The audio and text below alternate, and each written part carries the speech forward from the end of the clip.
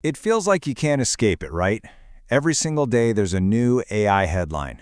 It's either going to create a perfect utopia or, it's the end of the world. And the recent release of OpenAI's latest model, a perfect example. The internet just lit up. Fanfare, benchmarks, hot takes everywhere. So in this explainer, we're going to cut through all that noise. We're going to break down 3 big, clear-headed predictions about where this tech is actually going. So, while a lot of people were shouting from the rooftops about this massive leap forward, tech analyst James Wang, well, his reaction was a little more chill. See, he'd already been using the research previews, and he basically said it was an evolution, a nice roll-up of stuff that was already there, but not a full-blown revolution. That quote, "I don't feel it as much," that's really our starting point for looking past all the hype. And speaking of hype, the official announcement itself was, well, a little sloppy. Just take a look at this chart. It's from OpenAI's own stream. The scaling on it is, let's just say, creative. It's a small thing, sure, but it's a perfect little reminder that we should probably question the official story and dig a little deeper. And that's exactly what we're going to do right now. Okay, let's dive in. Prediction number 1 confronts a fear that just keeps popping up with every new piece of tech, the dumb machine fallacy. It's this idea that AI is going to make us all lazy, that our brains will just turn to mush. But is that really what happens? This anxiety isn't new at all. I absolutely love this comparison because it takes us way back to the 90s. Remember the moral panic over the TI-89 calculator? The fear was that it would completely destroy students' math skills. But the reality? Well, calculators became essential. They're tools that let us get to the higher level thinking and problem solving way faster. Looking back, the whole panic seems kind of funny, right? And that's because this is just the next step in a really, really long story. I mean, from the written word all the way to Google, we have always found and used tools to offload the boring, tedious work. AI isn't any different. It's not here to replace our thinking, it's a tool for leverage. Think of it this way. For decades, the most successful people have used assistants to handle scheduling, research, all the logistics. Did it make them dumber? No way. It freed them up to focus on their most important, most valuable work. What AI is doing now is it's democratizing that power. It's basically giving everyone a personal assistant, clearing our plate so we can focus on the stuff we're actually good at. But if AI handles all the grunt work, that leads us right into our second prediction. And this one is a pretty tricky dilemma for the future of work. If AI automates all those simple, entry-level tasks, what on earth happens to the junior employees who used to do them? Man, this quote from tech manager Camille Fournier just nails the problem. Expertise. It's built on a foundation of experience, right? And you often get that experience by doing the so-called junior work.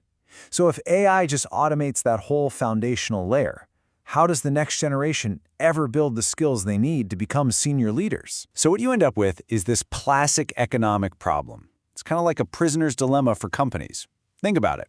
Why would Company A invest a ton of time and money training a junior employee when Company B can just swoop in, poach that person once they're skilled, and get all the benefits without any of the cost? As AI does more junior work, that incentive for companies to train people could get even smaller. But it's not all doom and gloom. History actually gives us a pretty good roadmap here. Just look at the world of architecture. When CAD software showed up, it didn't just get rid of junior architects. The role evolved. The boring manual work of drafting got replaced by new stuff, like bin modeling.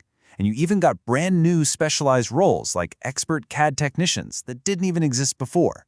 The whole industry just adapted. So, yeah, industries will adapt. It's very likely. But we have to be realistic here. The transition isn't going to be smooth.